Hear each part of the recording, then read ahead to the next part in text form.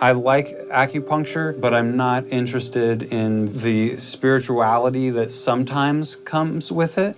But the basics of how it works, I appreciate.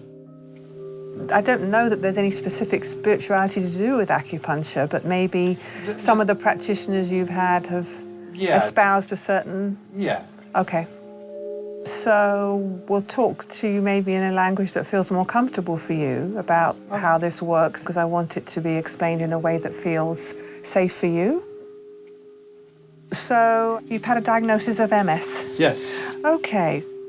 How acupuncture works, there's various points in the body where we access the lymphatic fluid, the nervous system. Because all they do in Western medicine is regularity of the pulse and speed. Here we feel all sorts of different textures and different nuances of what's going on in different organs in the body. You know, Chinese medicine has predated Western medicine by many thousands of years, and that's the system they developed. There's 3 pulses on each arm and different depths, and they all relate to different organs, all these components of the body that go to make the body function optimally.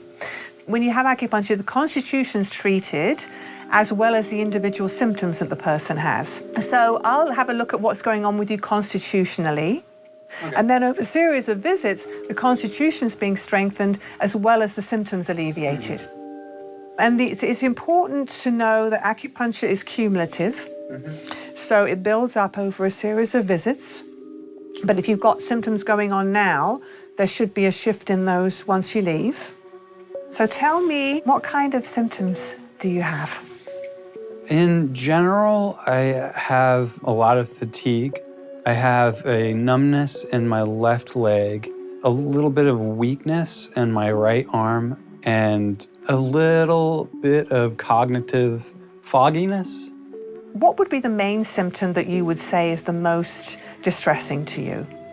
I think it would probably be the fatigue, because that seems to sort of trigger all of them.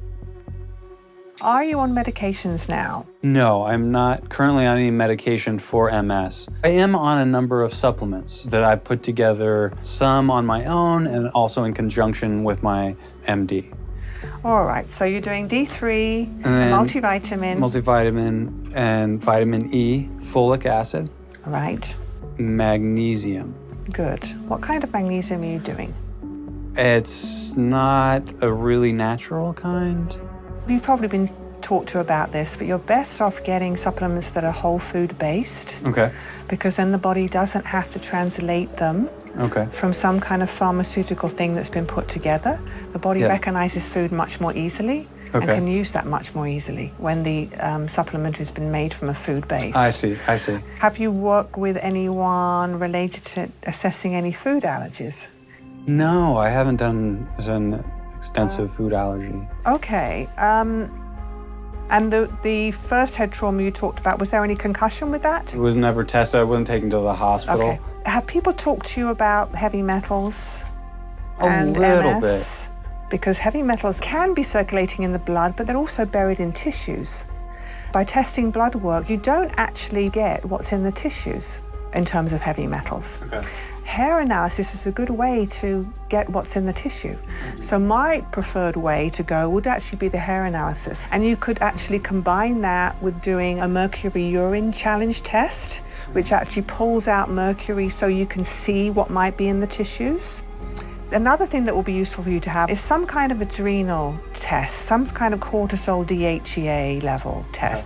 It's not mainstream blood work, but it's going to give you very good indication of what your adrenal function is, because that's really coming forward for me as a key for you here, because your symptoms are all worse with lack of energy. And what you're describing is very much adrenal related. Okay. Is this helpful? Yes, very much. Cool, cool. Thank you.